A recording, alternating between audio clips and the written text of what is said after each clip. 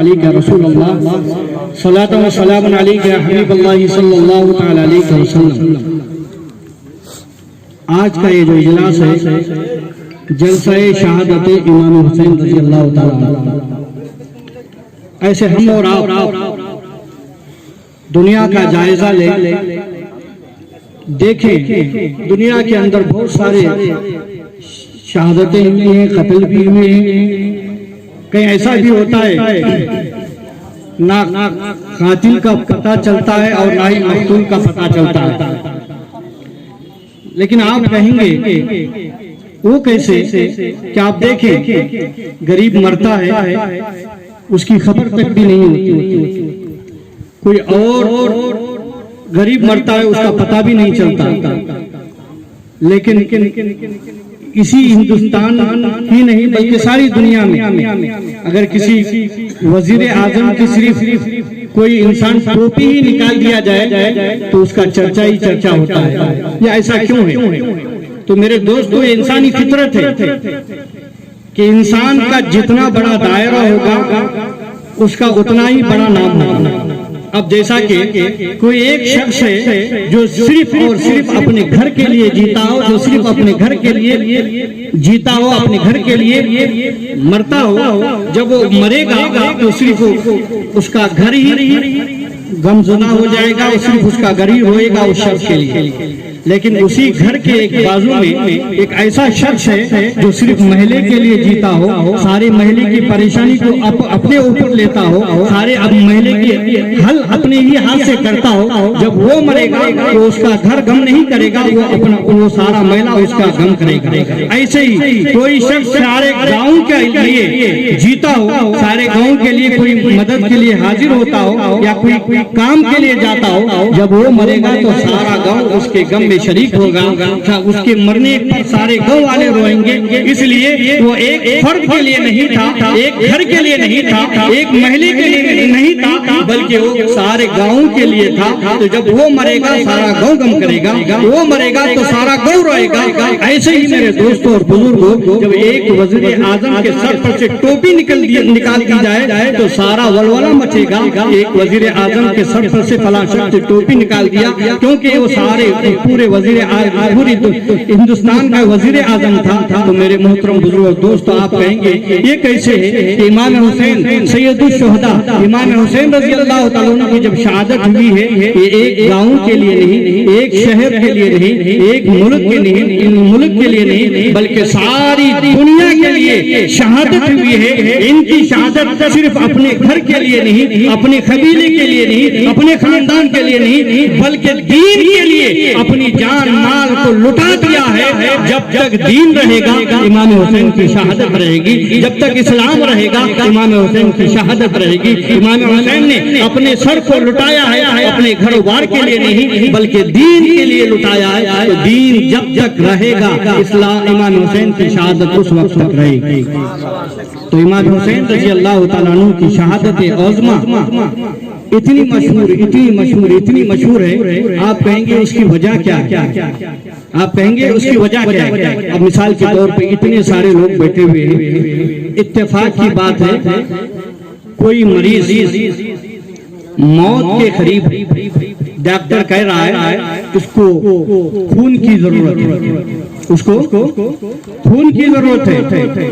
اب یہاں پر بہت سارے لوگ بیٹھے ہیں، علماء بیٹھے ہیں، سوامی صاحب بیٹھے ہیں، اور صاحبان بیٹھے ہیں، اور نوجوان مجاہدین لوگ بھی بیٹھے ہیں۔ وہ کہیں گے میں خون دوں گا، وہ کہیں گے میں خون دوں گا۔ ارے بھائی 100 آدمی خون دینے کے لیے تیار ہے، ڈاکٹر کہے گا ٹھیک ہے تم 100 لوگ تو خون دے رہے ہیں، ٹھیک ہے، مگر تمہارا خون اس کے گروپ کا خون نہیں ہے۔ ڈاکٹر کہے گا تمہارا خون اس کے گروپ کا خون نہیں ہے۔ میں آپ کو یہ سمجھانے کے لیے مثال دے رہا ہوں، بہت سارے صحابہ بھی تھے امام حسین رضی اللہ عنہ کے دور میں، وہ بھی کیوں کربلا نہیں گئے؟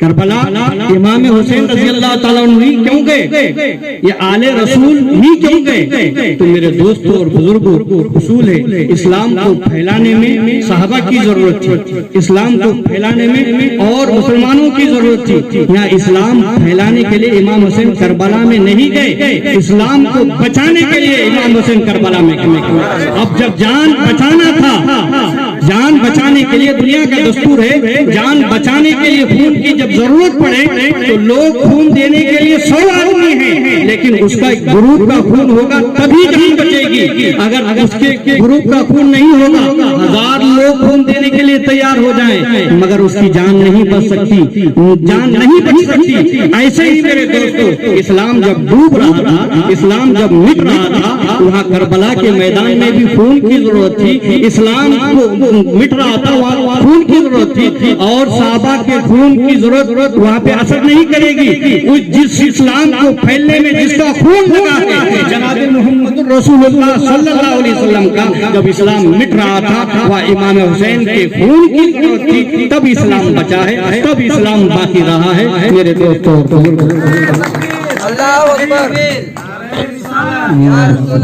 تو امام حسین رضی اللہ تعالیٰ عنہ کربلا کے میدان میں اسلام کو بچانے گئے، اپنی جان دے کر حقیقت میں انہوں نے اسلام کو بچایا۔ اگر امام حسین رضی اللہ تعالیٰ عنہ کربلا کے میدان میں جان دے کر اسلام نہ بچایا ہوتا، حق اور باطل کا امتیاز نہیں رہتا، آج سچ اور جھوٹ کا امتیاز باقی نہیں رہتا۔ امام حسین نے کربلا کے میدان میں جان دے کر یہ سچ، یہ حق بتا دیا۔ تو میرے دوستوں اور بزرگوں، علماء کی زبانی آپ نے سنا کہ امام حسین رضی اللہ تعالیٰ عنہ کی بہت ساری شہادتیں ہیں، بہت ساری شہادتیں ہیں، اور امام حسین رضی اللہ تعالیٰ عنہ کربلا کے میدان میں اسلام کو بچایا۔ اور مولانا خورشید احمد صاحب نے یہ بھی کہا کہ امام حسین رضی اللہ تعالیٰ عنہ کربلا کے میدان میں پانی کے پیاسے نہیں تھے، پانی خود ان کا پیاسا تھا۔ حقیقت ہے امام حسین رضی اللہ تعالیٰ عنہ کربلا کے میدان میں پانی کے پیاسے نہیں تھے، بلکہ پانی خود امام حسین کا پیاسا تھا۔ آپ کہیں گے وہ کیسے؟ آپ کہیں گے وہ کیسے؟